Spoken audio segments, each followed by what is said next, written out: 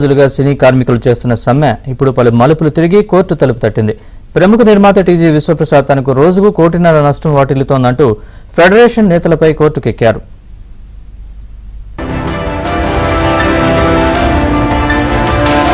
సినీ కార్మికుల వేతనాల పెంపు విషయమై కొన్ని నెలలుగా ఫిలిం ఛాంబర్లో చర్చ జరుగుతోంది. అలానే ఫెడరేషన్ నాయకులు లేబర్ కమిషన్ ముందు ఈ విషయాన్ని పెట్టారు.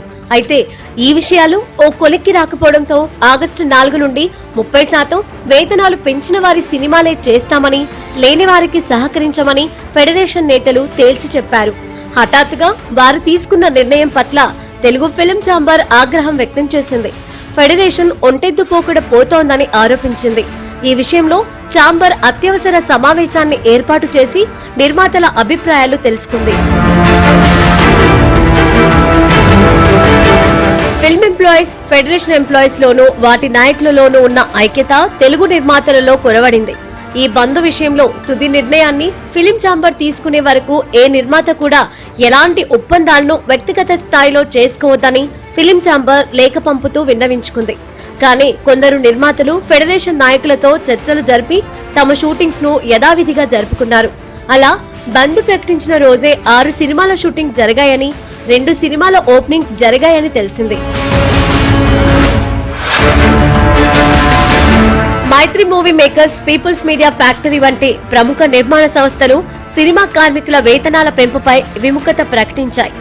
మైత్రి మూవీ మేకర్స్ సంస్థ ఉస్తాద్ భగత్ సింగ్ మూవీ పాట చిత్రీకరణ కోసం ముంబై డాన్సర్స్ తో ప్లాన్ చేసినప్పుడు ఫెడరేషన్ నాయకులు వాగ్వివాదానికి దిగారు. సినిమా సహ నిర్మాత చెర్రీతో గొడవపడ్డారు.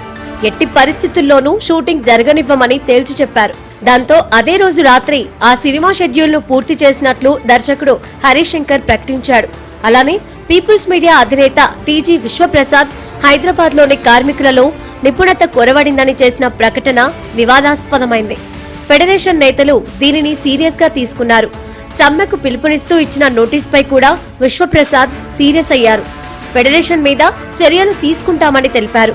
అన్నట్టుగానే ఆయన తాజాగా సిటీ సివిల్ కోర్టులో కేసు ఫైల్ చేశారు. ఫెడరేషన్ అధ్యక్షుడు Vallabhaneni Anil, secretary Ammiraju, treasurer Alex కు నోటీసులు పంపారు.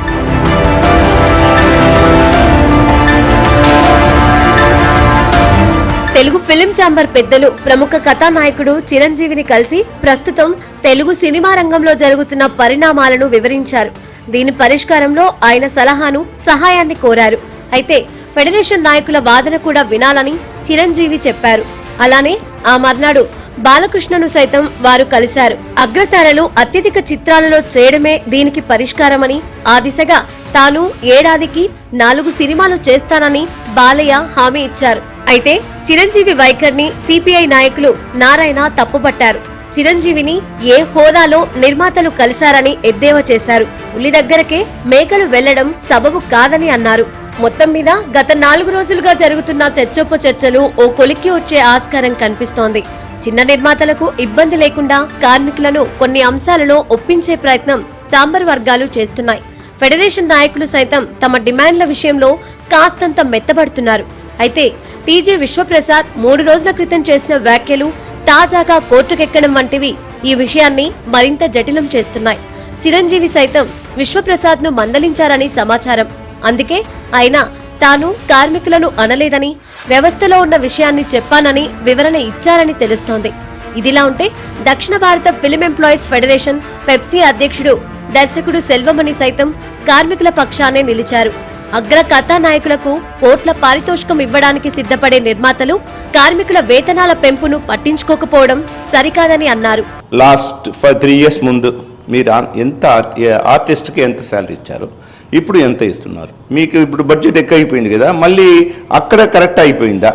ఇప్పుడు నాకు తెలిసి లాస్ట్ 3 years ముందు 5 years 5 crores జీతం ఇచ్చిన వాళ్ళకి ఇప్పుడు 10% మీరు హైక్ చేసి ఉంటే 550-6 crores ఇవ్వాలి. కానీ వాళ్ళకి 50 crores అయిపోయింది. వాళ్ళు ఒక డైరెక్టర్కి 10 crores ఇప్పుడు వచ్చి 20 crores అయిపోయింది. ఒక హీరోయిన్కి 50 lakhs నుంచి ఇప్పుడు 5 crores అయిపోయింది. ఒక హీరోయిన్కి 5 lakhs నుంచి 50 lakhs అయిపోయింది. వాళ్ళు ఇంక్రిమెంట్ వచ్చి మినిమం 100% నుంచి 1000% దాకా వాళ్ళకి ఇంక్రీజ్ అయింది. కానీ మాకు వచ్చి 10% ఇంక్రీజ్ చేసిన వల్ల మీకు బడ్జెట్ హైక్ అయిపోయిందని మీరు అనుకుంటే that is not correct. Film federation, film chamber, labour commission మధ్య చర్చలు ఓవైపు జరుగుతూ ఉండగానే ఈ సమ్మె విషయంలో సానుకూల పరిష్కారం కోసం Telangana film development corporation chairman Dil Raju సైతం రంగంలోకి దిగారు. నిర్మాతలు, కార్మికుల మధ్య సయోధ్య కోసం ఆయన కృషి చేస్తున్నారు. అలానే తెలంగాణ సినిమాటోగ్రఫీ మంత్రి కోమటిరెడ్డి కూడా కార్మికుల కష్టాలను తాను గుర్తించానని, వారికి అన్యాయం జరగకుండా చూస్తానని హామీ ఇచ్చారు. మొత్తం మీద సోమవారం నాటికి సమ్మెకు ఫుల్ స్టాప్ పడుతుందని అంతా ఆశాభావంతో ఉన్నారు. అయితే ఈ చేదు అనుభవాల నుండి పాఠాలు నేర్చుకుని నిర్మాతలు ప్లానింగ్ తో రాబోయే రోజుల్లో అయినా సినిమాలు తీస్తారో లేదో చూడాలి.